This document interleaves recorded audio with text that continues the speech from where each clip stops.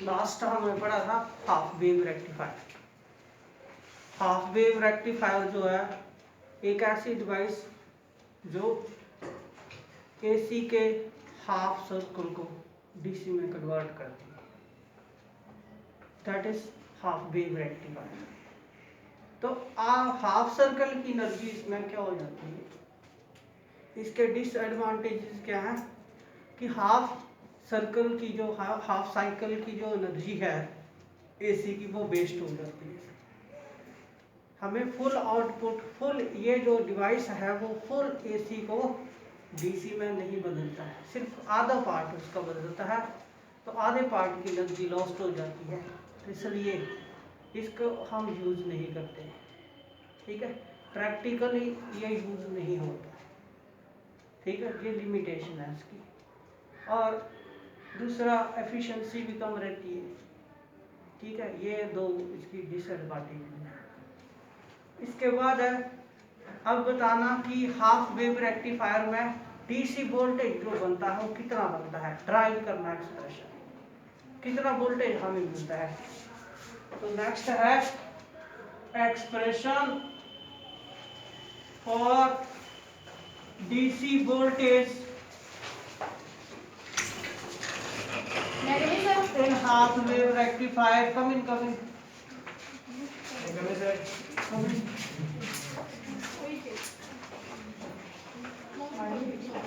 वो पीछे चले जाओ आप।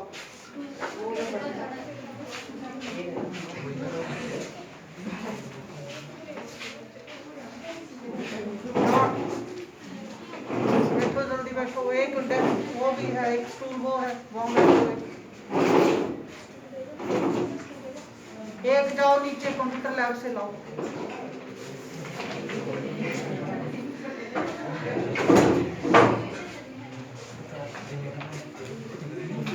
अब बैठ जाओ। तो यहाँ लगेगा ओम्स लॉ। तो we know by Ohm's law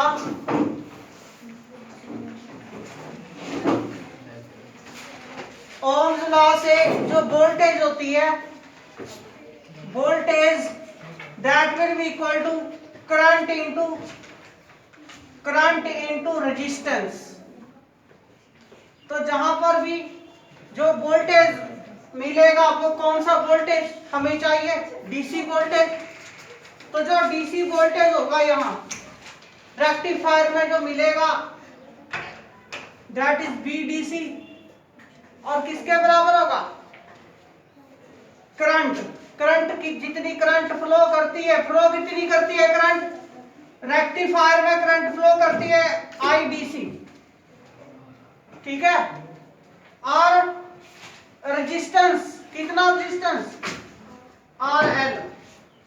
ठीक है, तो वोल्टेज जो बनेगा रेक्टिफायर में, करंट एक ही डायरेक्शन में आती है, दूसरी ब्लॉक हो जाती है, तो करंट रहती है उसमें IDC, और रेजिस्टेंस जो है रेक्टिफायर वो है उसकी RL। तो ओम्स लॉ के अकॉर्डिंग वोल्टेज जो मिलेगी वो उसके बराबर होगी। अब ये IDC कितना होगा, आपको पता है ये हाफ साइकिल डीसी है जो हमें मिलेगा आउटपुट में। हाफ साइकिल है तो हाफ साइकिल में जो डीसी होता है उसको हम क्या बोलते हैं, मीन वैल्यू ऑफ डीसी, पढ़ा है 4th यूनिट में। तो हाफ साइकिल में जो करंट चलती है दैट इज द उसको बोलते हैं मीन वैल्यू ऑफ एसी।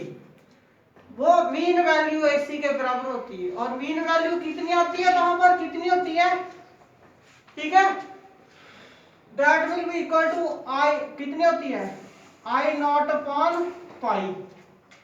ठीक है, तो मीन वैल्यू इतनी होती है, ये इसके बराबर हो गया इनटू RL। तो इतना डीसी हमें मिलेगा।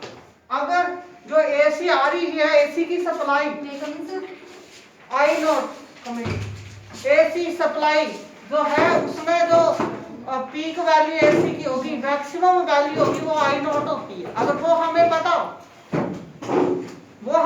हो रेजिस्टेंस कितने ओम का लगा है उसमें डायोड रेक्टिफायर में वो पता होगा, तो हम कैलकुलेट कर सकते हैं डीसी कितने मिलना हमें। ठीक है, आई नॉट चाहिए, बट जो एसी आ रहा है, एसी में मैक्सिमम पीक वैल्यू कितनी है एसी की, मैग्नीट्यूड वेरी करेगा, डायरेक्शन भी वेरी करेगी एसी की, तो पीक जो होगी वो हम कैलकुलेट कर सकते हैं। वो पीक अगर हमें पता हो तो बता सकते हैं कि डीसी रेक्टिफायर डीसी कितनी देगा, हम उसमें हमें डीसी कितनी मिलेगी जहां पता चल जाएगा। तो ये था एक्सप्रेशन, ये था आपका हाफ वेव रेक्टिफायर। नेक्स्ट है full wave rectifier. Full wave rectifier दूसरा कर रहे हैं,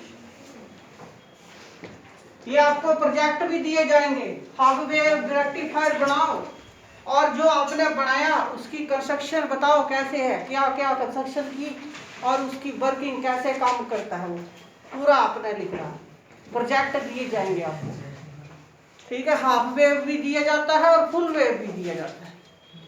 फुल वेव रेक्टिफायर क्या है, तो इसमें एक चीज ध्यान रखिए कि सिग्नल क्या होता है। सिग्नल किसको बोलते हैं हम, एसी सिग्नल। तो जो आपको पता है एसी में क्या होता है कि जो एसी का मैग्नीट्यूड है वो वेरी करता है कंटिन्यूसली, और उसकी डायरेक्शन भी रिवर्स करती है, डायरेक्शन भी चेंज करती है। एसी मैग्नीट्यूड वेरी करेगा, डायरेक्शन भी कंटिन्यूसली वेरी करती है। तो जो वेरिएशन होती है वोल्टेज की टाइम के साथ, उसी वेरिएशन को हम सिग्नल बोलते हैं, दैट इज कॉल्ड सिग्नल, ठीक है।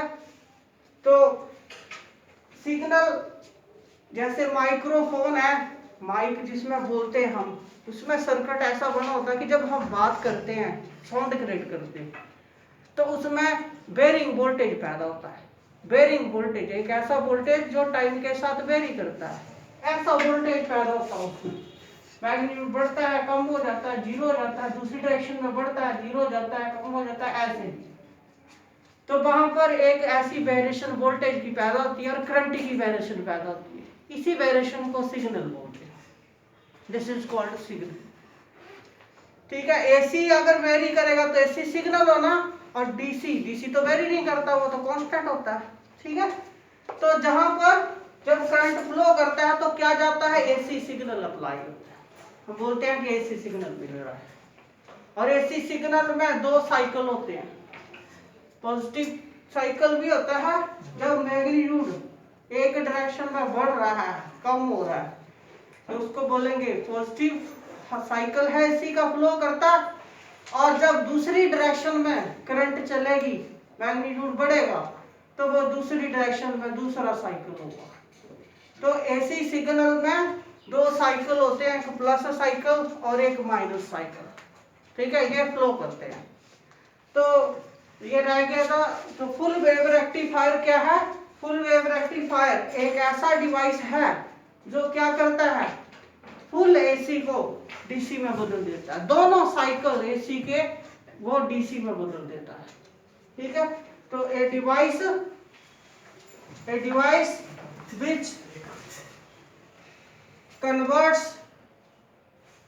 which converts full cycle of AC into DC called full wave rectifier, full wave rectifier।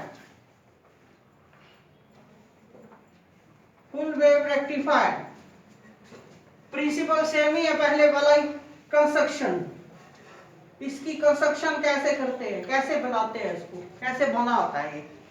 तो कंस्ट्रक्शन में इसके टोटल जो पार्ट होते हैं वो 3 पार्ट होते हैं, 3 कंपोनेंट से मिलकर ये बना होता है, ठीक है। It is made up of 3 component. पहला कंपोनेंट कौन सा, तो आपको मैंने बताया कि डायोड को अगर ज्यादा वोल्टेज दे दें तो उसमें टेम्परेचर ज्यादा होती है और डैमेज हो जाता है। ज्यादा वोल्टेज दे दें तो स्ट्रॉन्ग करंट जाता है और डैमेज हो जाता है, परमिसिबल वैल्यू से ज्यादा जाता है। तो इसलिए डायरेक्ट वोल्टेज नहीं एसी की देते, उसको पहले लो करना पड़ता है। तो लो कौन सा डिवाइस करता है, ट्रांसफार्मर। कौन सा ट्रांसफार्मर, स्टेप डाउन ट्रांसफार्मर। तो इसमें पहला डिवाइस हम लगाते हैं स्टेप डाउन ट्रांसफार्मर, ठीक है। तो it is made up with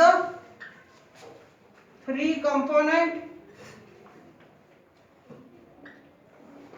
components first है कौन सा बताया, step down transformer. Step down transformer ये हमें क्या करके देता है, ये वोल्टेज को कम करके देता है इसी। दूसरा कंपोनेंट क्या होता है, डायोड। उसमें एक डायोड लगता है जहां दो डायोड लगते हैं, टू डायोड्स। और थर्ड दो डायोड लगेंगे, ये हो गया। और एक रेजिस्टेंस चाहिए, लोड रेजिस्टेंस। जब उसमें देखो वोल्टेज ऐसे नहीं प्राप्त की जा सकती, किसी तार में करंट आ रही है, आगे हम रेजिस्टेंस लगा देंगे तो करंट मल्टीप्लाई बाय रेजिस्टेंस क्या बन जाएगी, वोल्टेज। उस रेजिस्टेंस के क्रॉस वोल्टेज बनेगा वो, ठीक है। वो होगा करंट इनटू रेजिस्टेंस, डायरेक्ट हमें नहीं मिलेगी। तो डीसी वोल्टेज आपको चाहिए तो आपको रेजिस्टेंस भी लगाना पड़ेगा बीच में। तो जहां रेजिस्टेंस आएगा लोड रेजिस्टेंस बोलते हैं उसको, ठीक है। Load LOAD, load resistance. तो ये तीन कंपोनेंट से मिलकर बनता है गेट रेक्टिफायर। वर्किंग कैसे काम करता है, कन्वर्ट करके कैसे देगा, और इसके सिग्नल जो इनपुट सिग्नल इसमें भेजा जाता है वो भी बनाना, उसका डायग्राम भी, और जो आउटपुट हमें करके देता है उसका डायग्राम भी बनाना है। ये भी क्वेश्चन साफ आता है कि इनपुट और आउटपुट सिग्नल भी बनाइए साथ में, उनके डायग्राम। तो इसके साथ वो भी बनाना है। वर्किंग में सर्किट डायग्राम, इसका रेक्टिफायर का एक्चुअल डायग्राम तो हम बना नहीं सकते हैं, तो इसलिए हम कौन सा बनाते हैं, सर्किट डायग्राम। रेक्टिफायर का सर्किट डायग्राम बनाना है, कैसा होता है। तो पहले ट्रांसफार्मर, ये ट्रांसफार्मर है तो उसमें दो कॉइलें होती हैं, एक प्राइमरी एक सेकेंडरी, और वो एक एलिमेंट पर बांधे हुए लोहे के ऊपर, ठीक है। तो ट्रांसफार्मर बन जाता है। तो ये आ गई पहली कॉइल, इसको बोलते हैं हम प्राइमरी कॉइल। स्टेप डाउन है तो प्राइमरी कॉइल की टर्नों की संख्या ज्यादा होती है, और नीचे से वो लेके आओ तो जहां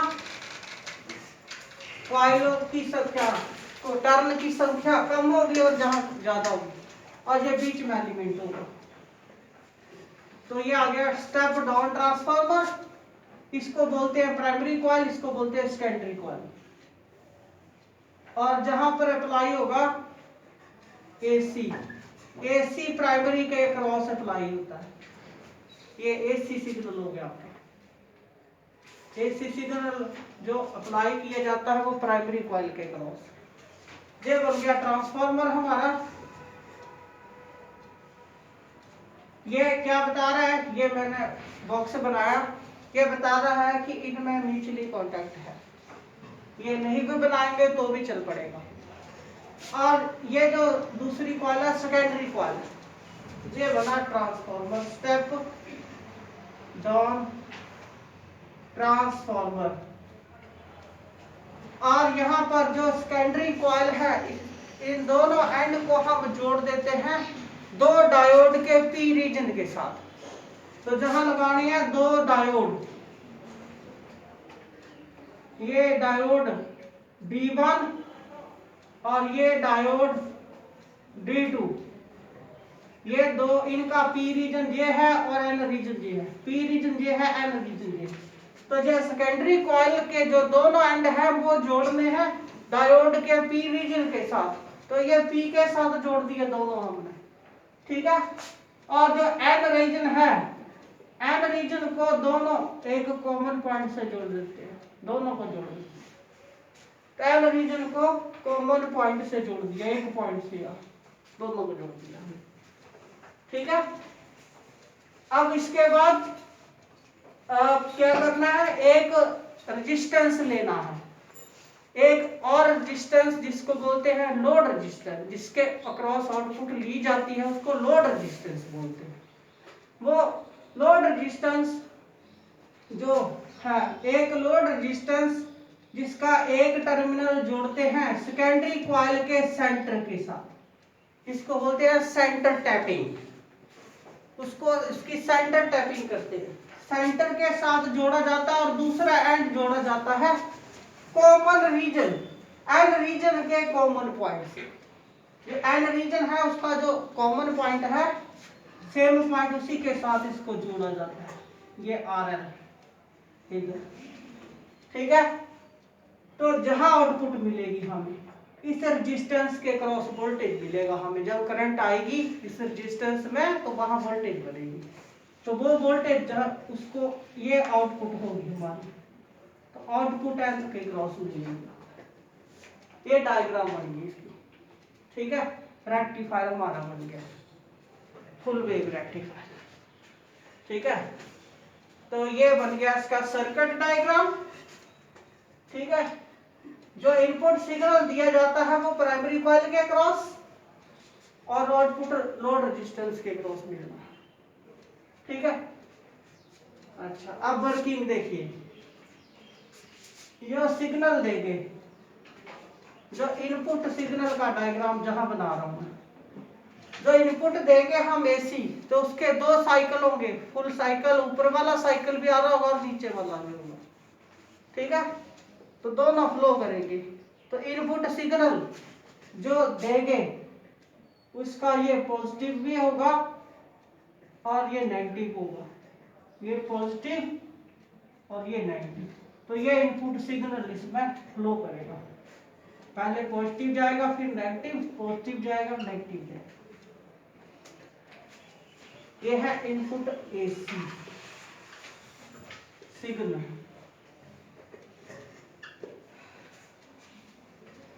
आउटपुट ये जो हमें देगा वो इसका डायग्राम हमने जहां बनाना है, जो हमें आउटपुट मिलेगा, यहाँ क्या होगा, वोल्टेज और इधर टाइम। जो आउटपुट मिलेगा वोल्टेज यहाँ और टाइम इधर, ये होगा आउटपुट जो मिलेगी वो हम यहाँ लिखेंगे।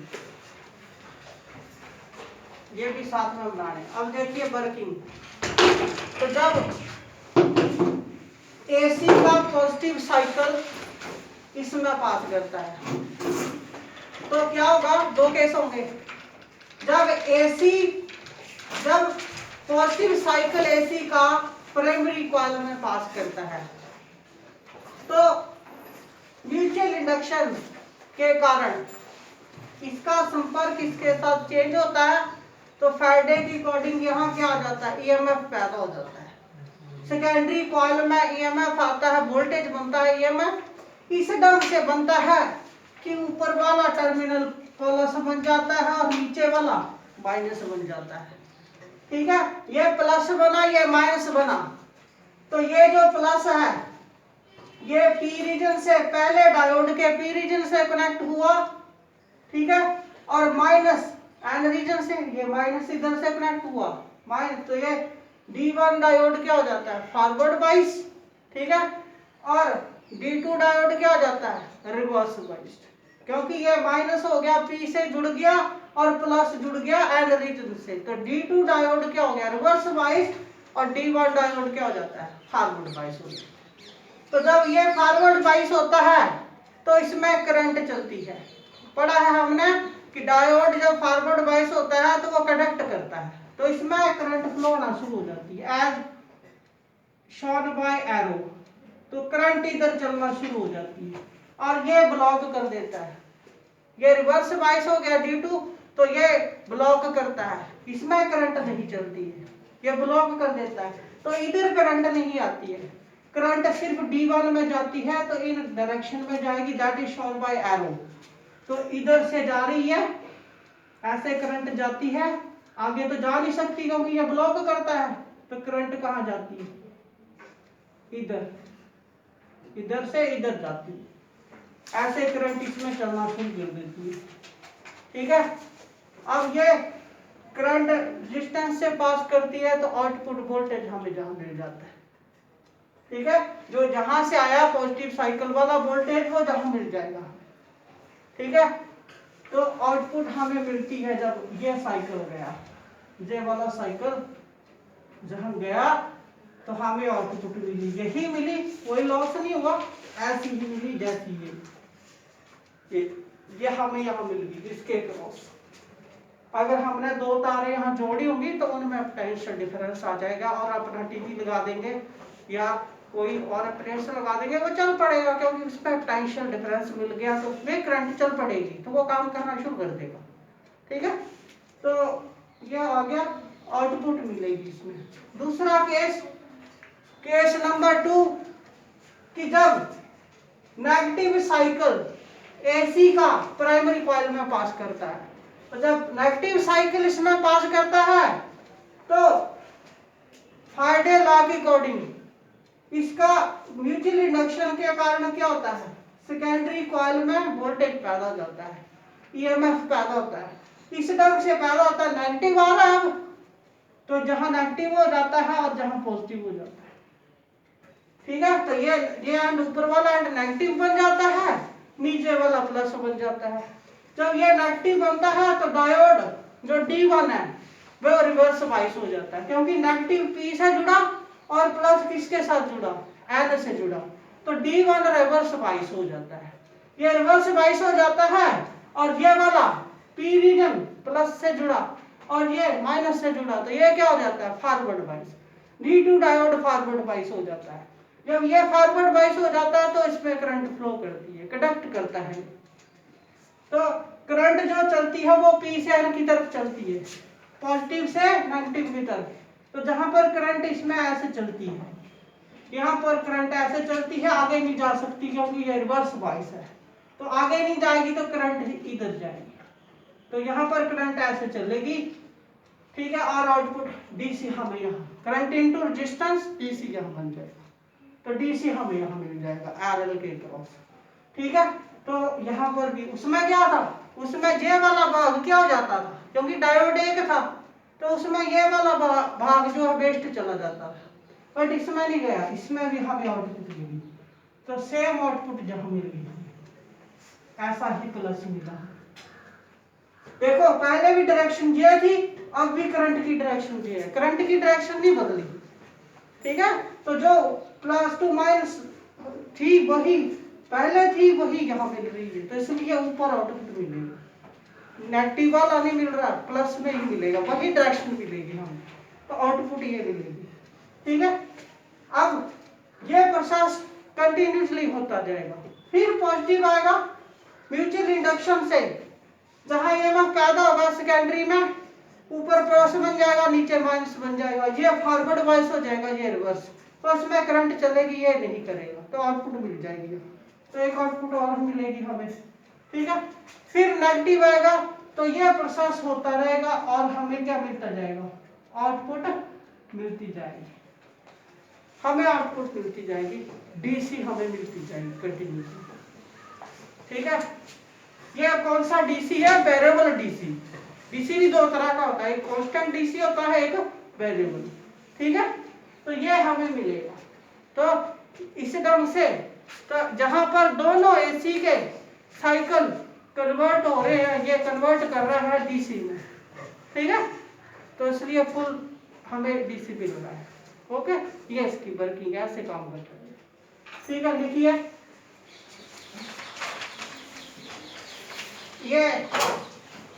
ये आप लिखवाना पड़ेगा, लिख लो जल्दी से। केस नंबर 1, वर्किंग का पहला case, when positive half cycle of AC, when positive half cycle of AC passes through the primary coil, passes through the primary coil, comma, then due to mutual induction,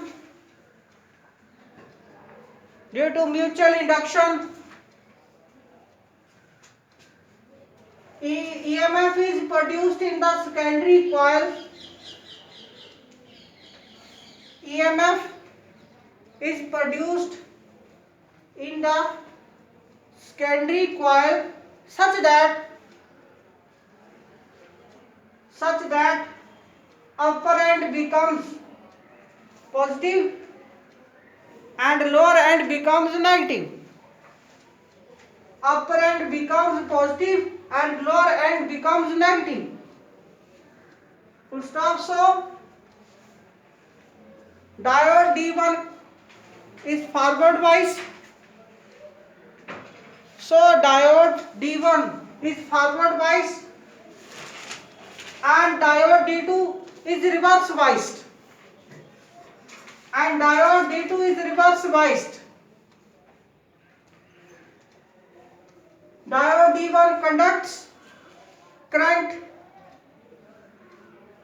Diode D1 conduct currents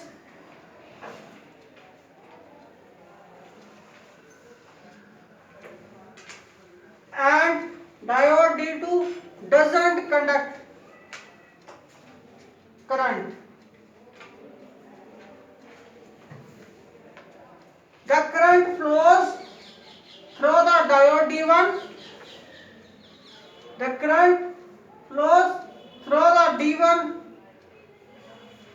as shown in dotted lines. As shown in dotted lines. Hence, output DC is obtained across RL. Across RL. Full stop. दूसरा case लिखिए नीचे. Case 2. अब AC का negative cycle जब पास करेगा तो क्या होगा? When negative cycle of AC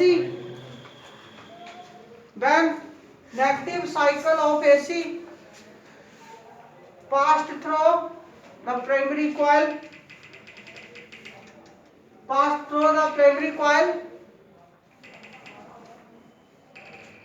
then due to mutual induction,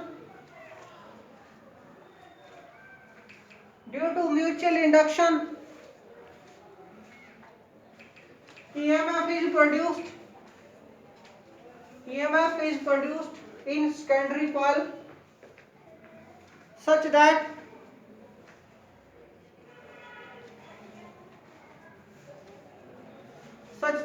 upper end becomes negative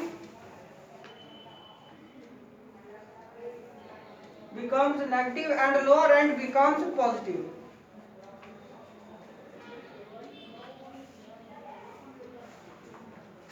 Hence, D1 diode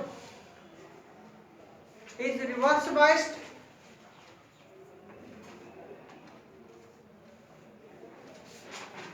and D2 diode is forward biased. D2 diode is forward biased.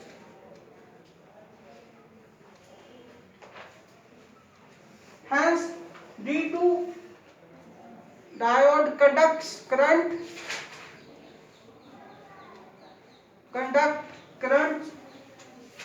as shown in dotted lines.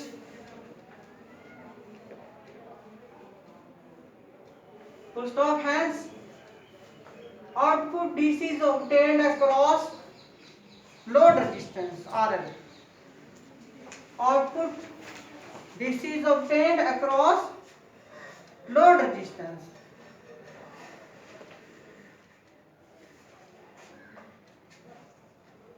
As shown in figure B. ये बता रहा है output मिलेगा और direction वही होगी. देखिए पहले इधर थी करंट की डायरेक्शन और इधर से भी वही है, तो डायरेक्शन करंट की वही है, इसलिए ये जो आउटपुट मिलेगा वो उससे जैसा ही होगा, पॉजिटिव ही होगा, जिस उसी डायरेक्शन में होगा ये. ठीक है. Full stop. एक लाइन छोड़ के लिखिए. This process repeats again and again this process repeat again and again and AC is converted into DC continuously.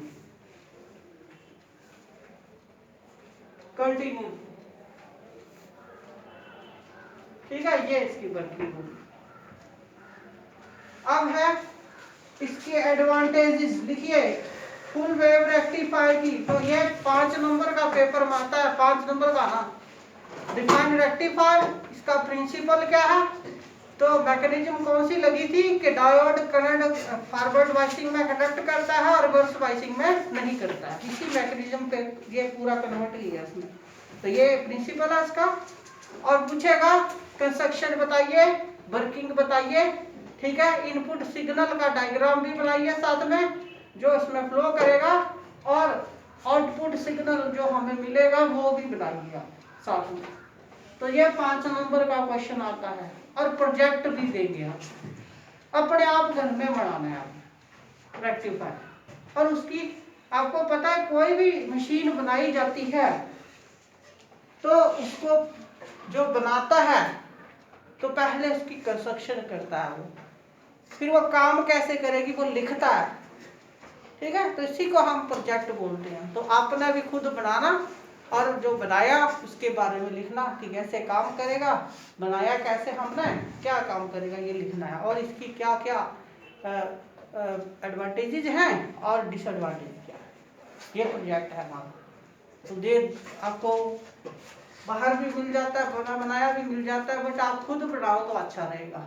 Transformer मिल जाते हैं बाजार में, स्टेप अप भी मिल जाएगा, स्टेप डाउन भी मिल जाएगा। और फुल बनाना है तो 2 डायोड चाहिए आपको, डायोड भी वहाँ मिल जाएंगे। और हाफ बनाना है तो 1 डायोड चाहिए और 1 रेजिस्टेंस चाहिए, रेजिस्टेंस वहाँ मिल जाएगी, ठीक है। हाँ, आउटपुट शो करनी है कि हमें मिल रहा है करंट या नहीं मिल रहा, तो वो आप आउटपुट किससे शो कर सकते हैं, बल्ब लगा दो आगे, इसके क्रॉस लगाना ना बल्ब, तो वोल्टेज बल्ब को मिलेगी तो करंट जाएगी उसमें, तो वो चमकेगा, ठीक है। तो आप बाजार से बल्ब भी ले सकते हो, तो ये प्रोजेक्ट बता सकते हैं, ठीक है। आगे है एडवांटेजेस। एडवांटेजेस क्या है फुल वेव रेक्टिफायर की, कि क्या होता है कि इसमें एनर्जी की लॉस्ट नहीं होती है, पूरी एनर्जी ऐसी की वो आउटपुट हमें देती है, तो लॉस्ट नहीं होती, ठीक है। तो इसकी एफिशिएंसी भी क्या होती है 100%, ठीक है। लिखिए in full wave rectifier there is no loss of energy, there is no loss of energy, there is no loss of energy. Second point, और हमें सिग्नल भी क्या मिलता रहता है, कंटिन्यू मिलता रहता है। हाफ में क्या होता था कि अभी आधा मिलेगा फिर आधा नहीं मिलेगा हमें, ठीक है, फिर आधा मिलेगा आधा नहीं मिलेगा, तो कंटिन्यूअस सप्लाई आउटपुट की नहीं मिलती थी वहां, बट इसमें क्या मिलती है, कंटिन्यूअस मिलती है। लिखिए continuous supply of DC is obtained, continuous supply of DC is obtained, DC is obtained, ठीक है। अच्छा, expression for DC voltage, expression for DC voltage, DC voltage हमें कितना देगा, ये कितना मिलता है, इसमें एक्सप्रेशन ड्राइव करना। तो ड्राइव करेंगे ओम्स लॉ लगेगा यहाँ, तो बाय ओम्स लॉ वोल्टेज चाहिए हमें, तो वोल्टेज जो मिलती है, वोल्टेज जो होती है ओम्स लॉ की अकॉर्डिंग, वोल्टेज वो कितनी होती है, किसके बराबर होती है, करंट इनटू रेजिस्टेंस। तो करंट इनटू रेजिस्टेंस होगी, तो जहां पर वोल्टेज जो हमें मिल रहा है, जो बनेगा इसमें लोड रेजिस्टेंस के क्रॉस, वो क्या होगा, डीसी होगा, तो वी डीसी वोल्टेज होगा जो मिलेगा हमें। और करंट कितनी आएगी, करंट कितनी जाएगी, एक ही डायरेक्शन में है तो डीसी करंट होगी, तो जहां करंट होगी आई डीसी, ठीक है। और रेजिस्टेंस किसके क्रॉस मिल रही है, दैट इज RL। ठीक है, तो आउटपुट वोल्टेज जो मिलेगा इसमें रेक्टिफायर में वो होगा करंट इनटू रेजिस्टेंस। तो करंट इतना आ रहा है उसमें और रेजिस्टेंस वहां उसकी इतनी, तो इतना होगा। अब देखिए ये जो करंट है ये फुल साइकिल में मिलता है हमें, फुल साइकिल में इधर भी मिलेगा इधर भी मिलेगा, तो फुल साइकिल में मिलता है। तो फुल साइकिल में जो करंट होता है जो फ्लो करता है डीसी का, फुल साइकिल में जो फ्लो करता है उसी को क्या बोलते हैं, वो एसी की कौन सी वैल्यू होती है, रूट मीन स्क्वायर वैल्यू।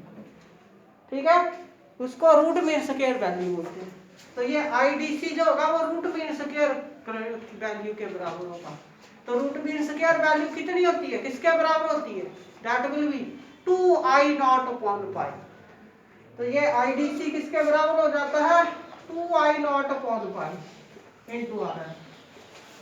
तो इतना रेक्टिफायर में वोल्टेज मिलेगा।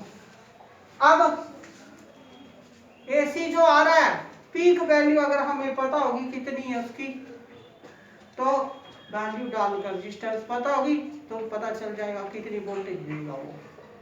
ठीक है, जहां से अब वोल्टेज बढ़ानी है तो क्या करेंगे, RL बढ़ा दो, वोल्टेज क्या कर जाएंगे, बढ़ जाएंगे। ठीक है, तो ये लिख लीजिए, ये एक्सप्रेशन हो गया इसका। फोर्थ यूनिट में आपको बताया था रूट मीन स्क्वायर वैल्यू और मीन एवरेज वैल्यू एसी की क्या होती है। ये हो गया, रेक्टिफायर आपका खत्म हो गया। अब नेक्स्ट है, हाँ जी लिखिए जरा एक लाइन लिखिए, फिल्टर सर्किट, सिलेबस में नहीं है ये, लिखवा देता हूँ। फिल्टर सर्किट, अब जो रेक्टिफायर में हमें वोल्टेज मिलती है डीसी वोल्टेज आउटपुट मिलती है वो प्योर डीसी नहीं होती, उसमें वेरिएशन होती है। देखिए ये वेरिएशन है उसमें, ये वोल्टेज क्या कर रहा है, ये बढ़ रहा है, मैक्सिमम हो गया फिर कम होगा, तो जो थोड़ी सी वेरिएशन जरूर होती है। प्योर डीसी ऐसे होता है, हर टाइम में एक ही वैल्यू रहती है उसकी, बदलता नहीं है, वो मैग्नीट्यूड उसका एक ही रहता है हर टाइम में, वो नहीं बदलता मैग्नीट्यूड, वो प्योर डीसी होता है। बट यहाँ पर क्या हो रहा है, ये थोड़ी वेरिएशन जरूर आ रही है, कुछ कंपोनेंट एसी के जरूर हैं इसमें। तो जो ये रेक्टिफायर की लिमिटेशन है कि जो उसमें हमें डीसी मिलता है वो प्योर डीसी नहीं होता, वो वेरिएबल डीसी होता है। ठीक है, तो अगर प्योर डीसी लेना है, प्योर डीसी चाहिए हमें, तो हम क्या करते हैं, जो बीच में थोड़ी सी वेरिएशन होती है, कंपोनेंट होते हैं एसी के बीच में, उनको हम अलग कर देते हैं, वो अलग कर देंगे और जो कांस्टेंट है वो उसको अलग कर देंगे। ठीक है, तो ये अलग करने का काम कौन करता है, एक सर्किट जो आगे लगाया जाएगा जहां पर, उसको जहां पर जोड़ा जाएगा। ठीक है, इसके आगे तो वो क्या करेगा, जो कंपोनेंट एसी के थोड़े से बीच में फ्लक्चुएट कर रहे हैं किस पे, डीसी में, वो अलग हो जाएंगे और डीसी अलग हो जाएगा। तो डीसी का यूज अगर आपको चाहिए तो फिर वहां कर सकते हैं। ठीक है, इन सर्किट को हम इस प्रोसेस को क्या बोलते हैं कि दो चीजों में, कुछ चीजों में ब्यूटी मिली है, ब्यूटी को अलग करना है, तो क्या करते हैं, इस जो हम तरीका लगाते हैं उसको क्या बोलते हैं, फिल्टर करना। फिल्टर करते हैं ना, आपको अगर मान लो कि आपने क्रिस्टल बनाए या कोई सोल्यूशन बनाया, उसमें कुछ मिक्स है, आपको अलग करना, तो आप क्या करते हैं, आप उसको फनल में डालते हो, फनल में, और उसमें पेपर रखा होता है, वो पेपर अलग कर देता है, फिल्टर बोलते हैं उसको, फिल्टर करना। तो जहां पर भी फिल्टर सर्किट लगाएंगे हम। ठीक है, एक ऐसा सर्किट हमने बनाया होता है कि उसमें क्या करेंगे, जो आउटपुट होगी रेक्टिफायर की वो उसमें पास करेंगे। तो वो जो सर्किट है वो क्या करता है, उसमें कैपेसिटर लगा होता है और इंडक्टर लगा होता है, कैपेसिटर का भी बनता है वो सर्किट और वो इंडक्टर का भी बनता है।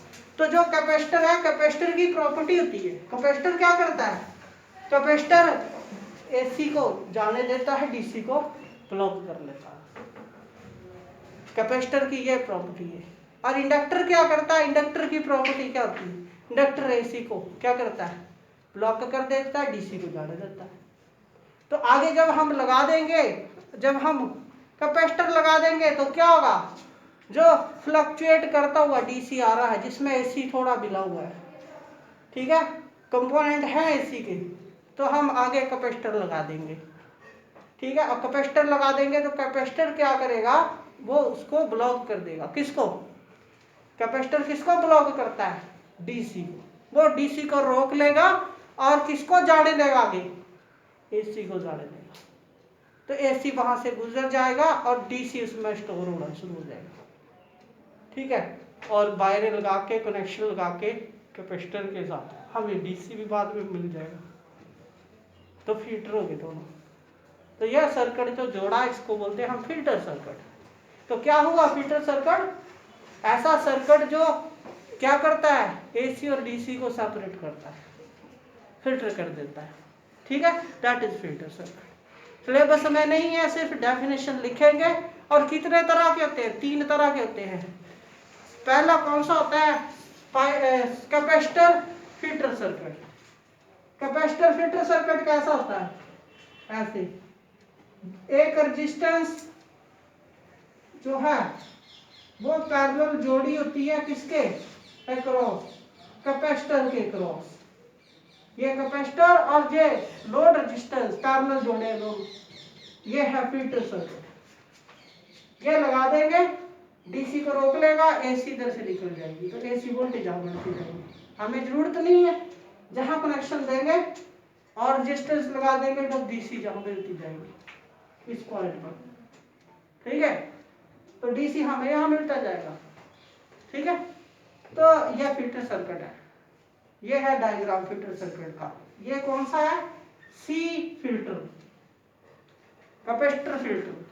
अच्छा, इंडक्टर कैसा होता है? इंडक्टर फिल्टर में क्या करते हैं, इंडक्टर को जोड़ा होता है सीरीज में, लोड रेजिस्टेंस के साथ सीरीज में जोड़ते हैं, जहां आउटपुट ले लेंगे। ये इंडक्टर सीरीज में, ठीक है, और ये पैरेलल में। तो जहां लगाएंगे हम रेक्टिफायर का आउटपुट सिग्नल, जहां आउटपुट टर्मिनल जहां लगाएंगे, तो क्या होगा, इंडक्टर रोक देगा किसको? इंडक्टर में कौन सी चीज नहीं पास कर सकती? रेजिस्टेंस किसके लिए सबसे ज्यादा होता है? वो किसके लिए होता है? बोलो, 4th यूनिट में पढ़ा आपने, बोलो किसके लिए? इंडक्टर किसको रोकता है? इंडक्टर किसको रोकता है? किसको? इंडक्टर किसको रोकेगा? एसी को। तो वो एसी को रोक लेगा, डीसी जाने देगा, तो डीसी यहाँ आगे चली जाएगी।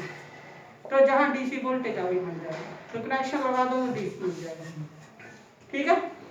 तो जहां पर कनेक्शन लगा देंगे तो डीसी वोल्टेज वहां मिल जाएगा, एक पे प्लस एक पे माइनस, और करंट अपने आप आगे चलना शुरू हो जाएगी। आगे टीवी लगाएंगे तो टीवी चल पड़ेगा, डीसी से डीसी चलेगा, ठीक है। अगर रेडियो लगा देंगे तो रेडियो चल पड़ेगा, क्योंकि रेडियो देखिए करंट तभी चलता है जब पोटेंशियल डिफरेंस मिले, एक पे प्लस मिले एक पे माइनस मिले हमें, ठीक है। तो उसका तरीका यही होता है कि करंट आ रही है, आगे रजिस्टर लगा दो, तो करंट इंटू रजिस्टेंस वहां पोटेंशियल बन जाती है डिफरेंस, और वो आप कनेक्शन लेके ले सकते हैं, ठीक है। तो जहां पर ऐसे ही होगा, तो ये कौन सा सर्किट है? Filter circuit. कौन सा? इंडक्टर, एल फिल्टर, ये एल फिल्टर। एक होता है, एक कैपेसिटर लगाया होता है और एक इंडक्टर, दोनों पैरेलल लगाए होते हैं, तो इसको बोलते हैं पाई। ये होता है पाई, एल ये पाई की तरह ये सी एल फिल्टर, 3 फिल्टर आते हैं, ठीक है। लिख लीजिए फिल्टर क्या होता है। फिल्टर क्या है? The circuit which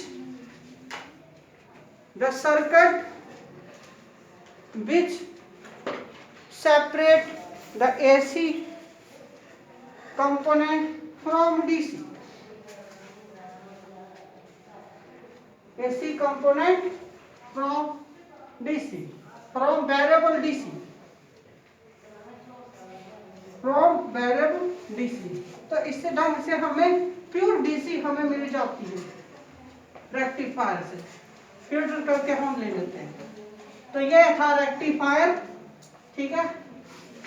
आगे चलते हैं और एप्लीकेशन। ये रेक्टिफायर डायोड से बनता है। पहली एप्लीकेशन थी डायोड की। अब दूसरी है, वो हम लास्ट में करेंगे। ऑप्टो इलेक्ट्रॉनिक डिवाइस बनाने के लिए यूज होता है। आजकल इलेक्ट्रिकल का सारा काम ऑप्टो इलेक्ट्रॉनिक डिवाइस से हो रहा है। कौन कौन से? एलईडी, फोटो डायोड, ये जो है एलईडी है, फोटो डायोड है, ठीक है, इनको बोलते हैं opto electronic device. Solar cell, solar panel आजकल लग रहे हैं सारे, तो ये सारे किससे बने होते हैं? डायोड से। ये सारे डायोड से चलते हैं। एक डायोड ऐसा होता है कि उसके ऊपर अगर लाइट आए तो वो करंट देता है हमें। सेलेनियम जो है, सेलेनियम, वो ऐसा मटीरियल है कि अगर उस पर लाइट पड़े ना तो वो करंट देता है हमें, उससे करंट निकलती है, ठीक है। तो और कोई नहीं काम करेगा, जा तो उसकी डिप्लेशन लेयर काम करेगी या उसका पोटेंशियल बैरियर काम करेगा, इसके अलावा कोई नहीं काम करता है अगर वहां लाइट पड़े तो ये हम लास्ट में पढ़ेंगे कि एलईडी कैसे काम करती है। बल्ब एलईडी के बन रहे हैं, बल्ब जो हम लगाते हैं वो खराब नहीं होते हैं, ठीक है। वो कैसे काम करेगा, लाइट कैसे देगा, करंट कैसे देगा, वो हम पढ़ेंगे। और एक और डायोड की एप्लीकेशन, जीनर डायोड, स्टेबलाइजर बढ़ाने के लिए यूज होता है, डायोड यूज होते हैं। तो ये 3 एप्लीकेशन है, और भी आजकल तो बहुत एप्लीकेशन है, सिलेबस में ये 3 ही है, ठीक है, लास्ट में पढ़ेंगे। अब नेक्स्ट चलते हैं नेक्स्ट डिवाइस पे। लिखिए ट्रांजिस्टर। ट्रांजिस्टर, हाँ जी, ये देख लीजिए डायोड दिखाई दे आपको पहले भी, ये डायोड लगे हुए बीच में, ये कैपेसिटर है, ये सारे कैपेसिटर हैं, और ये है रजिस्टर, ये रजिस्टेंसेस हैं, ये रजिस्टेंसेस हैं, ठीक है। और ये डायोड है, ब्लैक से बीच में ये डायोड लगे हैं। देखो छोटा सा मटीरियल और कितना पावरफुल है, करंट कितनी जाती है इसमें, ठीक है, करंट कितनी इसमें पास करती है। तो ये सारे डायोड लगे हैं, ठीक है। अब इसको पढ़ने जा रहे हैं कि ये क्या है, ट्रांजिस्टर। ये ट्रांजिस्टर कैसे बनती है और इसका बिहेवियर कैसा होता है और इसकी एप्लीकेशन क्या है, ये पढ़ेंगे। और इलेक्ट्रॉनिक्स का दूसरा चैप्टर खत्म हो जाएगा, ठीक है। आप एम्पलीफायर लाते हो ना घर में, डीजे, तो डीजे लेके आते हो आप, तो एम्पलीफायर क्या कर देता है, कितनी साउंड करके देता है हमें, पावर कितनी होती है उसकी, ठीक है। टीवी में लगे होते हैं तो कलर टीवी, देखो कलर टीवी की पावर कितनी होती है, और पहले ब्लैक एंड व्हाइट आते हैं वो कितनी थी। तो ये सारे ट्रांजिस्टर बीच में काम करते हैं। तो ट्रांजिस्टर क्या है वो बढ़ते जा रहे हैं, बड़ा इंपॉर्टेंट है ट्रांजिस्टर। ट्रांजिस्टर, ट्रांजिस्टर क्या है, कैसे बनता है? देखिए, जब एक बड़ी पतली लेयर, थिन लेयर, एक टाइप के एक्सटिंग सेमीकंडक्टर की लाई करती है दो थिक लेयर, दो अदर टाइप के सेमीकंडक्टर के बीच में, तो एक डिवाइस बनती है, उस डिवाइस को बोलते हैं ट्रांजिस्टर। जब एक पतली सी लेयर हम बनाते हैं, ग्रो करते हैं, हम जोड़ तो सकते हैं नहीं, जोड़ने से नहीं बनता, पहले बताया था डायोड में, तो ग्रो करते हैं डोपिंग करके। जब एक थिन लेयर एक टाइप की अदर दो टाइप के सेमीकंडक्टर के बीच में हम ग्रो करते हैं, तो एक डिवाइस बन जाती है, उस डिवाइस को हम बोलते हैं ट्रांजिस्टर, ठीक है। हम क्या करेंगे, एक पीस ले लेंगे कोई सेमीकंडक्टर का इंट्रिंसिक का, उसको हम थोड़ा गर्म कर देंगे, फिर हम डोपिंग करेंगे, जो बीच वाला रीजन है उसकी थोड़ी सी डोपिंग करेंगे, बड़ी कम डोपिंग, बीच में प्यूरिटी एटम ऐड कर देंगे, और फिर साइडों में एक सेम टाइप की, जैसे बीच में ट्राइवैलेंट कर दी तो दोनों साइड पेंटावैलेंट एटम ऐड करेंगे, तो क्या होगा, एक टाइप का थिन सा सेमीकंडक्टर बीच में बन जाएगा और दो अनदर टाइप के साइडों में बन जाएंगे। जब ऐसे बन जाएं तो एक ये डिवाइस बन जाती है, इसी डिवाइस का नाम है, इस डिवाइस को बोलते हैं हम, दैट इज ट्रांजिस्टर, ठीक है। तो ट्रांजिस्टर बन गया। अब ये जो ट्रांजिस्टर है इसमें क्या होता है, इसमें 3 टर्मिनल होते हैं, 3 टर्मिनल। एक टर्मिनल जो है वो इधर होता है, एक इधर होता है, एक इधर। एक जो बीच वाला सेमीकंडक्टर बनाया हमने, जो बड़ा पतला जो थिन लेयर वाला, उसका एक टर्मिनल उसके साथ होता है। एक होता है जो दोनों साइडों में बनाए, उनमें भी करंट जाएगी ना, तो 2 टर्मिनल वहां बना देते हैं मेटल के जोड़कर साथ में, तो 3 टर्मिनल डिवाइस ये बन जाती है। और जंक्शन कितने बनेंगे फिर? जंक्शन कितने होंगे इसमें? इसमें 2 जंक्शन होते हैं। डायोड में एक जंक्शन था जहां 2 होंगे। कौन सा? एक तो यहां बन गया ना, एक ये वाला जंक्शन बन गया पी एन जंक्शन, और एक ये बन गया पी और ये एन और पी, तो 2 जंक्शन होंगे, एक ये जंक्शन और एक ये जंक्शन। 2 बाउंड्री बनती है बीच में जो सभी को अलग करती है, तो 2 जंक्शन होते हैं। ठीक है, समझ गया? तो डेफिनेशन क्या बना कि जब हम बड़ी थिन लेयर की एक टाइप के सेमीकंडक्टर की ग्रो करते हैं अदर टाइप के 2 सेमीकंडक्टर में के बीच में, तो ट्रांजिस्टर बनता है। और इस ट्रांजिस्टर में 2 जो है जंक्शन होते हैं इसके बीच में, और 3 टर्मिनल होते हैं। एक टर्मिनल ये और एक ये और एक ये। जो साइडों के टर्मिनल होते हैं, एक को बोलते हम एमीटर। एक टर्मिनल का नाम एमीटर। क्यों एमीटर क्यों है इसका? क्योंकि ये चार्जेस को बीच में एमिट करता है, ये चार्ज बीच में एमिट करता है। और दूसरे टर्मिनल को बोलते हैं, जो बीच वाला टर्मिनल है, इसको बोलते हैं बेस। ये इंटरेक्शन करता है दोनों के बीच में, कोई इंटरेक्ट करता है मीटर। और ये वाला रीजन कलेक्टर, ये टर्मिनल कलेक्टर होता है। ये क्या करता है? ये चार्जेस को कलेक्ट करता है, अपनी ओर खींचता है, कलेक्ट करता है उनको। ये कलेक्ट करेगा, ये एमिट करेगा, और ये इंटरेक्ट करेगा दोनों। ठीक है, तो क्या होगा? जो भी करंट चलेगी वो इधर से चलनी है, ठीक है, फिर उसके बाद कलेक्टर में जाएंगे। जो भी चार्ज चलेंगे यहां से चलेंगे, यहाँ कॉम्बिनेशन ऑफ 1 का कुछ, और फिर इधर चले जाएंगे। ठीक है, तो ये 3 टर्मिनल डिवाइस बनी ट्रांजिस्टर। लिखो डेफिनेशन ट्रांजिस्टर की।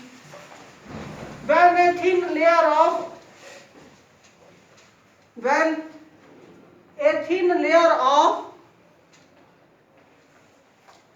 one type semiconductor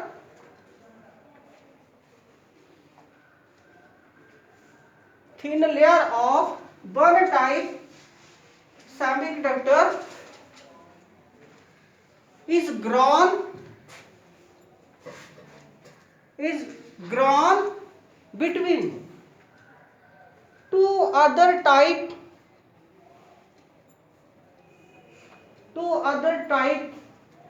semiconductor,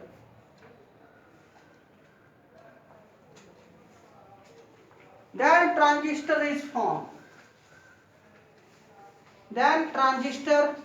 is formed. Full stop. In transistor there are 3 terminals.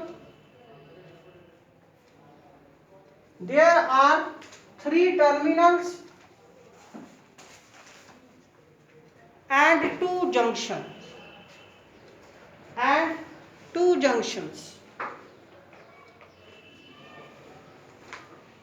Types, कितने टाइप के ट्रांजिस्टर होते हैं? 2 टाइप्स। ट्रांजिस्टर 2 तरह के होते हैं, 2 टाइप्स। फर्स्ट कौन सा? देखिए, या तो हम बीच में P बना लें और दूसरे टाइप के N दोनों साइड बना दें, तो कौन सा बन जाएगा? तो एक ट्रांजिस्टर ये बन जाता है। या फिर हम ऐसे करें कि N बीच में बना लें और P दोनों साइड बना लें, तो PNP ट्रांजिस्टर बनेगा। एक तरह का ये बनता है, और दूसरे तरह का बनाते जो हैं वो होता है एक PNP और एक NPN। तो 2 तरह के होते हैं। टू टाइप के ट्रांजिस्टर, पहला कौन सा, पीएनपी ट्रांजिस्टर ये, और दूसरा कौन सा होता है, साइड मैंने बना दिया, एनपीएन ट्रांजिस्टर। ये दो तरह के होते हैं, ठीक है। तो डायग्राम, इनके डायग्राम, पीएनपी का ट्रांजिस्टर का डायग्राम बनाना है और सिंबल बनाना है, सिंबल क्या होता है।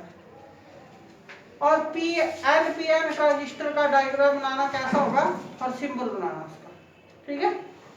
अच्छा देखिए, पीएनपी बनाने जा रहे हैं, पीएनपी बड़ा भी लिख सकते हैं। तो पीएनपी का डायग्राम कैसा होगा, देखिए एन बीच में होगा, पतली सी लेयर एन की होगी और ज्यादा बड़ी लेयर है, दोनों साइड बनाएंगे पीपी की, ठीक है। तो ये इसका डायग्राम होता है, देखिए ट्रांजिस्टर का। ये आगे आपका बीच में पतली सी लेयर होगी इसकी, इधर देखिए। बनाने के लिए एक टर्मिनोलॉजी यूज करते हैं, वो आगे बताऊंगा, सिर्फ आपने डायग्राम बनाना है। ये बना बीच में एन, ये बना एन, और जहां कौन सा, इधर पी, इधर भी पी बन गया। अब आपको पता है कि जो पी है उसमें होल ज्यादा होते हैं, मेजॉरिटी चार्ज कैरियर होल्स होते हैं, और नेट इलेक्ट्रॉन क्या होते हैं, माइनॉरिटी चार्ज कैरियर। तो जहां पर होल क्या होने, बहुत ज्यादा, जहां होल बहुत ज्यादा होने और इलेक्ट्रॉन क्या होने, कम। जहां पर होल बड़े ज्यादा होने और इलेक्ट्रॉन क्या रहेंगे, कम रहेंगे, ठीक है। और बीच वाला एन है, एन का मतलब जहां मेजॉरिटी क्या होंगे, इलेक्ट्रॉन होंगे, मेजॉरिटी इलेक्ट्रॉन, और होल क्या होंगे, बहुत कम, माइनॉरिटी होंगे, ठीक है। तो ये बना। अब इसके 3 टर्मिनल लगेंगे, एक टर्मिनल जहां पर मेटल की शीट ऐसे लगाई होगी ताकि बराबर वोल्टेज करंट हम इसको दे सकें या ले सकें। तो एक टर्मिनल ये इधर, और क्योंकि इसमें करंट जाती है तो एक टर्मिनल, इस करंट को आपको ऑब्टेन करना है तो जहां टर्मिनल लगाते हैं, एक टर्मिनल इधर, एक टर्मिनल इधर, एक इधर। ये इसका नाम है एमीटर, इसका नाम है बेस, इसका नाम है कलेक्टर। ये चार्जेस देता है, बीच में पैदा करता है, ये एमिट करता है, इसलिए इस टर्मिनल का नाम रखा गया है एमीटर, ठीक है। ये कॉम्बिनेशन करता है तो इसको बेस बोलते हैं। और ये कलेक्टर है, कलेक्ट करता है, ये जो जहां से चार्ज आएंगे उनको अपनी तरफ कलेक्ट करेगा, खींचेगा, अट्रैक्ट करेगा, तो इसका नाम रख दिया टर्मिनल का कलेक्टर। ये बन गया ट्रांजिस्टर, ठीक है। इसका सिंबल, सिंबल कैसा होगा, पीएनपी का सिंबल। तो सिंबल कैसे बनाएंगे, देखिए इसका सिंबल कैसा होता है, एक सर्कल लगा दिया हमने और ये बनाया, नीचे को एक बनाया, एक लाइन बनाई, इसको बोलेंगे बेस। यहाँ पर टी बनाना अपने ऐसे, ये होगा बेस। और एक टर्मिनल ये वाला, एक टर्मिनल ये वाला, एक टर्मिनल ये बनाया, ठीक है। और इसी के ऊपर 2 टर्मिनल और बनाए, क्यों, यहाँ देखिए ये एक रीजन था, दोनों साथ में इसी के साथ दोनों जुड़े थे, ये वाला और ये वाला। जहां पर एक बनाया हमने और इसके ऊपर 2 और जोड़ लिए, तो एक टर्मिनल ये जोड़ दिया, एक ये जोड़ दिया। अब एक जैसे हैं तो फर्क कैसे रखेंगे, तो जो एमीटर है, एक को एमीटर बोलते हैं, एक को कलेक्टर बोलते हैं। तो यहाँ पर जो एमीटर होगा, आपको पता है एमीटर क्या करता है, एमीटर में चार्ज देता है वो, ठीक है। तो इसमें हम, तो एमीटर टर्मिनल होगा उसमें एक एरो लगा होगा, एक एरो लगाते हैं हम, वो एरो बताता है कि करंट इधर से चलनी है और जाएगी कहाँ, कलेक्टर की ओर, तो एक एरो लगाएंगे हम। अब एरो का जो साइन है, एरो कौन सी डायरेक्शन में होगा, एरो की की डायरेक्शन कौन सी होती है? एरो की डायरेक्शन होती है जहां P होगा, जिस साइड P होगा एरो की डायरेक्शन वही होगी। तो P बाहर है तो एरो बाहर, जहां P बाहर है तो एरो बाहर, जिसकी साइड एरो लगा होगा वो क्या होता है? एमीटर। तो ये एमीटर हुआ, ये कलेक्टर हुआ, और ये क्या है? बेस। तो ये बना इसका सिंबल। किसका सिंबल है? ये कौन सा ट्रांजिस्टर है? ये बेस, ये एमीटर और ये कलेक्टर। ठीक है, ये बेस बना दिया हमने, इसके ऊपर दो टर्मिनल, एक टर्मिनल ये बना दिया, एक ये बना दिया। लाइनें शो कर रही है टर्मिनल, एक इधर एक इधर। P बाहर था तो एरो बाहर की तरफ होना, तो ये बना P बाहर। एरो पे ध्यान देना, ये बाहर P और ये बन गया ना, और ये क्या होना? तो PNP ट्रांजिस्टर का सिंबल ये होता है। ये बना, याद कर ले, प्रैक्टिस करे, 2-3 बार बनाएगा तब होगा। जब ये डायग्राम तभी क्लियर होते हैं जब 3-4 बार घर बनाते हैं हम। तो ये सिंबल होता है किसका? ठीक है, एरो बताएगा कि करंट इस साइड जाना, एरो करंट की डायरेक्शन बताता है कि इधर से करंट जाना, इधर को जाएगा करंट, ये एरो बता रहा है मीटर। ये हो गया दूसरे टाइप का NPN बनाने जा रहे हैं, NPN ट्रांजिस्टर। इसका डायग्राम कैसा होता है? तो बीच में कौन सी लेयर बनेगी? P और N दोनों साइड होंगे। तो देखिए पतली सी लेयर बीच में, ये P की, और ये इधर N, ये इधर N, एक टर्मिनल इधर, एक टर्मिनल इधर और एक टर्मिनल इधर। तो ये ट्रांजिस्टर बन गया। इसमें N है तो N में इलेक्ट्रॉन क्या होने? मेजॉरिटी, और होल्स क्या होने? माइनॉरिटी। यहाँ पर इलेक्ट्रॉन ज्यादा होने और होल्स क्या होने? कम। और इसमें P में होल्स ज्यादा होने और इलेक्ट्रॉन क्या होने? कम। ठीक है, तो ये बन गया NPN ट्रांजिस्टर। और ये PNP ट्रांजिस्टर। इसका सिंबल कैसा होगा? सिंबल कैसा बनता है? हाँ देखिए, सिंबल ऐसे बनाना। तो पहले बेस बनाना, देखिए सर्कल, इसकी सिंबल की शेप हम सर्कल की देखते हैं। तो पहले आपने सर्कल बनाना, ये हमने सर्कल बना दिया। आपको बनाना है NPN, तो NPN का सिंबल, सर्कल बना लिया NPN, P हमें बीच में रखना है। तो पहले बेस बनाना, तो बेस कहाँ? ये देखिए, ये बेस बना दिया, ये है बेस टर्मिनल, और इसके साथ ये बेस बना दिया, इसके साथ दो जोड़े हैं मीटर और कलेक्टर। तो अमीटर कैसे? एक साइड ये अमीटर हो जाएगा, एक साइड कलेक्टर हो जाएगा। अब मीटर की तरफ करंट की डायरेक्शन मीटर शो करता है कि चार्ज कहां से कहां जाना है। तो करंट की डायरेक्शन एरो से बताते हैं, मीटर पे लगता हुआ है। तो एरो कहां पे होना? जहां P होगा उस साइड एरो होना। तो P कहां है? अंदर है P। तो यहाँ P है, N है, एरो इधर। तो ये बन गया हमारा अमीटर, ये बन गया कलेक्टर, और ये बन गया बेस। तो ये सिंबल आ गया। किसका सिंबल है? ये NPN ट्रांजिस्टर का, NPN का बन गया। और ये किसका? PNP का। ओके, कौन सा बनाना वैसे कठिन है, ये वाला कि ये वाला? कौन सा? ये आसान है ना, सिंबल आसान है ना बनाना, 3 लाइनें खींचनी है बस। ठीक है, सर्कल नहीं भी बनाएंगे तो भी ठीक है। ये बेस बनाया, ये मीटर बना दिया, ये कलेक्टर बना, तो भी ठीक है। अगर आप सर्कल नहीं ना बनाते तो भी ठीक है। ओके, तो ये हो गया। अब देखिए कितना टाइम हुआ? हाँ जी, 11:05। बेसिक टर्मिनोलॉजी यूज, लिखो बेसिक टर्मिनोलॉजी,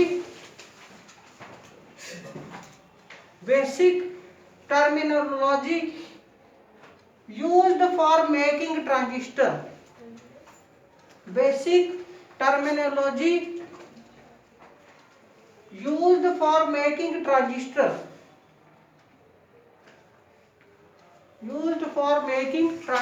ट्रांजिस्टर बनाने के लिए बेसिक टर्मिनोलॉजी एक लगती है। वो क्या है? क्या करते हैं, जो अमीटर है, क्या टर्मिनोलॉजी यूज करते हैं हम ट्रांजिस्टर को बनाने के लिए। तो पहली टर्मिनोलॉजी हम क्या यूज करते हैं, फर्स्ट एमीटर। जो एमीटर होता है, एमीटर वो हमेशा कहाँ बनाया जाता है, वो लेफ्ट साइड बनाया जाता है। एमीटर रीजन लेफ्ट साइड बनाया जाता है। और जो एमीटर रीजन है इसका साइज मॉडरेट साइज होता है। मॉडरेट साइज, मॉडरेट साइज मतलब समझते हैं। मॉडरेट का मतलब होता है कि कलेक्टर और बेस के बीच में होता है, ना तो कलेक्टर से बड़ा होता है, इसका साइज कलेक्टर से बड़ा नहीं होता और मीटर से छोटा नहीं होता। तो अमीटर और कलेक्टर के साइज के बीच में इसका साइज होता है, मॉडरेट साइज होता है। और इसकी डोपिंग बहुत ज्यादा करती है, हेवीली डोपिंग की जाती है इसकी। किसकी, एमीटर रीजन की। तो हेवीली डू इसकी डोपिंग की जाती है, सबसे ज्यादा होनी इसमें। सबसे ज्यादा चार्ज कैरियर किसमें होनी, एमीटर में। कौन सी साइड, लेफ्ट साइड। कहाँ बनाया जाता है ये, लेफ्ट साइड हमेशा होगा। कोई भी ट्रांजिस्टर होगा उसके लेफ्ट साइड होगा ये, ठीक है। फिर दूसरा हम बेस जो बनाते हैं, बेस की डोपिंग हमेशा इसका साइज, बेस का थिन साइज, बहुत कम साइज रखा जाता है। थिन क्यों रखा जाता है वो भी देखेंगे, वेरी थिन साइज, ठीक है। और इसकी जो डोपिंग है वो लाइटली डोपिंग करती है, बहुत कम, 2%। अगर 100% हम कर रहे हैं किसकी डोपिंग, एमीटर की कर रहे हैं, तो 2% करेंगे किसकी, बेस की, ठीक है। तो कौन सी, लाइट डोपिंग करती है इसकी, लाइट डोपिंग, ठीक है। ये टर्मिनोलॉजी लगाएंगे। और कौन सी साइड में बनेगा ये, बिटवीन, बीच में बनेगा, बीच में बनाते हैं इसको, ये बीच में होता है। और तीसरा क्या लगाते हैं हम, कौन सा, कलेक्टर में क्या लगाते हैं, इसका साइज जो है सबसे ज्यादा रखा जाता है, लार्जर साइज। सबसे बड़ा साइज किसका रखा जाता है, ये इसका होता है, कलेक्टर का बहुत बड़ा कलेक्टर बनाते हैं। और डोपिंग क्या करते हैं, मॉडरेट। मॉडरेट मतलब एमीटर से कम डोपिंग और बेस से ज्यादा, ठीक है। तो मॉडरेट दोनों के, बेस और मीटर के बीच में डोपिंग करती है, मॉडरेट डोपिंग इसकी। और कौन सी साइड होता है ये, राइट साइड, ये राइट साइड बनाया जाता है, ठीक है। ये हम टर्मिनोलॉजी बेसिक यूज करते हैं यहाँ पर, ठीक है। और फोर्थ जो है, इसके बाद एक टर्मिनोलॉजी ये लगाते हैं कि जो इसमें ट्रांजिस्टर का जो एमीटर और बेस होता है इसको हमेशा फॉरवर्ड बायस करते हैं। इसको हमने हमेशा क्या करना है, फॉरवर्ड बायस करना है। तो फॉरवर्ड बायसिंग में पी रीजन को प्लस, बैटरी के प्लस से जोड़ना है और बेस रीजन को माइनस के साथ जोड़ना है। ये फॉरवर्ड बायस करेंगे इसको हमेशा फॉरवर्ड बायस, ठीक है। और जो कलेक्टर और बेस होगा इसको हमेशा रिवर्स बायस करते हैं। कलेक्टर को हमेशा रिवर्स बायस और मीटर बेस को हमेशा फॉरवर्ड बायस करेंगे, ठीक है। अब इसमें इधर जो बैटरी लगाई जाती है, कलेक्टर और बेस के अक्रॉस जो बैटरी लगाई जाती है वो बहुत बड़ी बैटरी लगाई जाती है, ठीक है। इसका वोल्टेज बहुत ज्यादा रखा जाता है और इसका वोल्टेज बड़ा कम।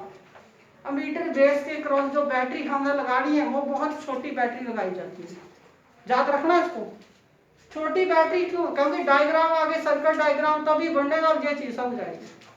तो छोटी बैटरी क्यों लगाते हैं, क्योंकि ये जो एमीटर और बेस रीजन में जंक्शन होता है इसकी रेजिस्टेंस बहुत कम होती है। अगर थोड़ी सी बैटरी वोल्टेज भी देंगे तो इसकी जो विड्थ होगी जंक्शन लेयर की, जो पोटेंशियल बैरियर की विड्थ होगी वो गायब हो जाती है। अगर आप थोड़ी सी फॉरवर्ड बायसिंग कर दो तो बीच में जो रेजिस्टेंस बनी होगी, दैट इज पोटेंशियल बैरियर, उसकी विड्थ खत्म हो जाती है, तो करंट एकदम से चल पड़ती है। तो ज्यादा हमें हाई वोल्टेज की जरूरत नहीं पड़ती है, तो इसलिए बैटरी छोटी लगाई जाती है। और इस रीजन में क्या होगा, इसमें जो बीच में जंक्शन आएगा, टेंशन बैरियर आएगा, इसमें क्या होगा, इसकी रेजिस्टेंस बढ़ जाती है। जब रिवर्स बाइस करते हैं तो विड्थ बढ़ जाती है, तो जहां विड्थ बढ़ती है तो रेजिस्टेंस बहुत ज्यादा हो जाती है, तो वो फ्लो नहीं करने देती चार्जेस। तो रेजिस्टेंस ज्यादा होती है, अगर फ्लो करवाना है तो इसलिए ज्यादा बैटरी लगानी पड़ती है, हाई बैटरी जहां पर होगी, हाई वोल्टेज बैटरी। अच्छा, इसमें क्या होता है, स्टार्टिंग में क्या होता है कि कोई भी ट्रांजिस्टर है जब बनता है तो क्या होता है, इस जंक्शन की जितनी रेजिस्टेंस जहां बनी होती है उतनी रेजिस्टेंस जहां होती है, ये रेजिस्टेंस पोटेंशियल बैरियर जितना जहां बना होता है उतना जहां बना होता है अनवाइसिंग में, जब वाइसिंग नहीं दी होती हमने तो दोनों बराबर होती हैं। बट जब वाइसिंग करते हैं तो क्या होता है, तो ये वाली लेयर पतली पड़ जाती है, विड्थ बड़ी कम हो जाती है फॉरवर्ड वाइसिंग में, और ये वाली डबल हो जाती है, रिवर्स करते हैं तो डबल हो जाती है। अगर मान लो पहले 10 ओम की रेजिस्टेंस थी ये, और जब हमने फॉरवर्ड रिवर्स वाइसिंग कर दी तो क्या हो गया, ये 0 की होगी और ये 20 की होगी, तो ये वाली रेजिस्टेंस कहाँ गई, ये ट्रांसफर कर दी। ट्रांजिस्टर के अंदर रेजिस्टेंस जो है वो ट्रांसफर करता है, ट्रांसफर ऑफ रेजिस्टेंस, तो रेजिस्टेंस ट्रांसफर करता है, इसीलिए इसका नाम क्या रखा गया, ट्रांजिस्टर। इसको काट दिया और नाम रख दिया ट्रांजिस्टर। तो कई बार क्वेश्चन आता है कि ट्रांजिस्टर को ट्रांजिस्टर क्यों बोलते हैं, तो आंसर यह है कि उसके अंदर जो जंक्शन, पहले जंक्शन में जो रेजिस्टेंस है, जब फॉरवर्ड और रिवर्स बाइसिंग करते हैं तो उसकी रेजिस्टेंस ट्रांसफर हो जाती है, ठीक है, एक साइड ज्यादा हो जाती है, एक साइड कम हो जाती है, तो इसलिए उसको क्या बोलते हैं हम, ट्रांजिस्टर, रेजिस्टेंस ट्रांसफर करती है, तो नाम रखा गया इसका ट्रांजिस्टर, ठीक है। ये याद रखना है आप, तो जब भी आगे जब पढ़ेंगे तो इसको हमेशा फॉरवर्ड वाइस करेंगे और इसको हमेशा रिवर्स वाइस करेंगे, इनपुट यहाँ देंगे, आउटपुट यहाँ लेंगे, ठीक है, आगे कल पढ़ेंगे।